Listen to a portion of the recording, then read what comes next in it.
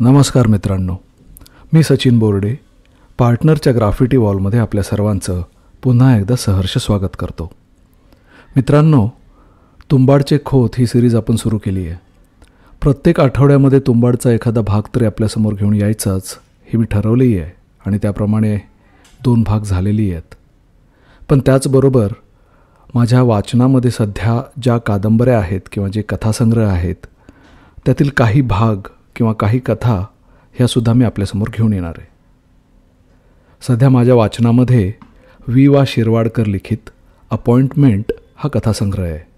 1978 साली प्रकाशित झालेले हे पुस्तक कुसुमाग्रजांच्या लेखणी सौंदर्याच्या तरल विलासाचे प्रत्यय देते. विविध व्यक्तींच्या आयुष्यामध्ये घडणाऱ्या घटना आणि त्यातून उलगडत जाणारी ती व्यक्ती किंवा जीवनाचे सारच सांगते. आता रस या कथेमध्ये कीर्तनाला जाताना सीताबाईंना दिसलेले उसाच्या रसाचे दुकान आणि त्यामुळे त्यांचे मन वाऱ्याचे पंख लावून चंचलपणे कसे भटकत होते, सीताबाईंचे ते रसाळ रहस्य काय असेल, हे सर्व ह्या कथेमध्ये येते. कदाचित ही प्रतिकात्मक कथा असावी. मांडवातील जेवण ही कथा लिहिताना अन्न या मूलभूत गरजेपायी जावळीवरून इनामदाराच्या मुलाच्या लग्नासाठी निघालेल्या जमावाची अन्नयात्रा खरकट न खाता मांडवातच जेवण्याचा अट्टाहस धरणारी आणि डोंगरी हवेत स्वैरपणे बहरलेल्या तारुण्याची साथ देणारी स्वाभिमानी बैना.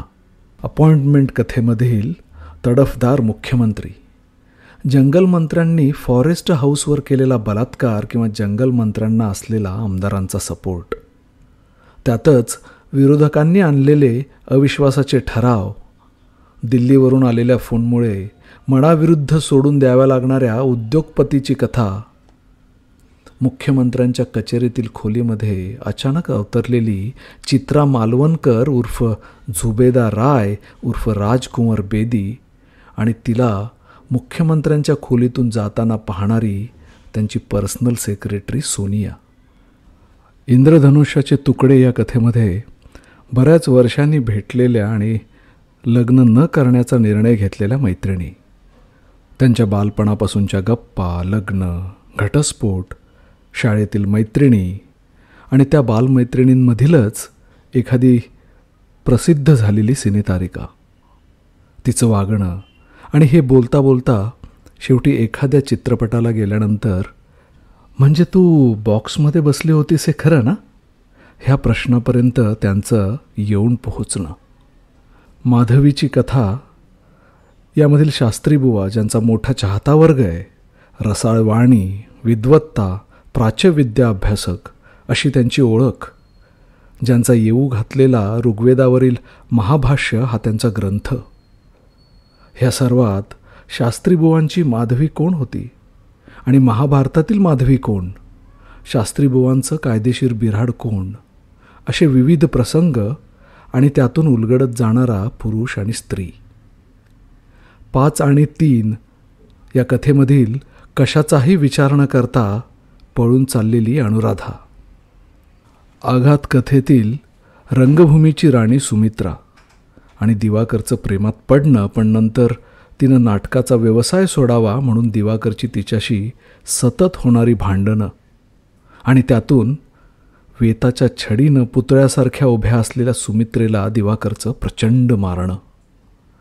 एक मुलगी आणि तिचं रहस्य मध्ये मिनीला आवडलेला तरुण पुरुष, सरलाताई, जानकीबाई, शाळेतील विश्व, मिनीचं बाजाराच्या अर्ध्या वाटेतून घरी येणं आणि समोरचं दृश्य पाहून एका सांबराचं शिंग झुडपात अडकून बसलेल्या चित्राची आठवण येणं.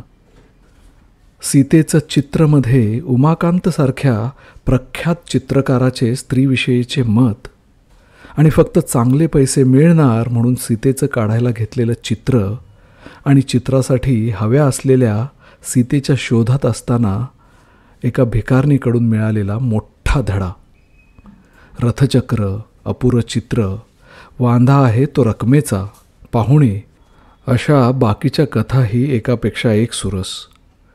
लिखाणाचा काळ जरी 70च्या दशकातला असला तरी अगदी आजही रोज घडणाऱ्या घटना वाटाव्यात अशा ह्या सर्व कथा.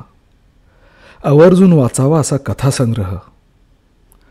लवकरच मी सीतेचं चित्र ही त्यांची कथा आपल्या सर्वांसाठी घेऊन येणार आहे. आपल्याला हा कथासंग्रह मिळाला तर नक्की वाचा. वि. शिरवाडकर लिखित आणि कॉन्टिनेंटल प्रकाशित अपॉइंटमेंट.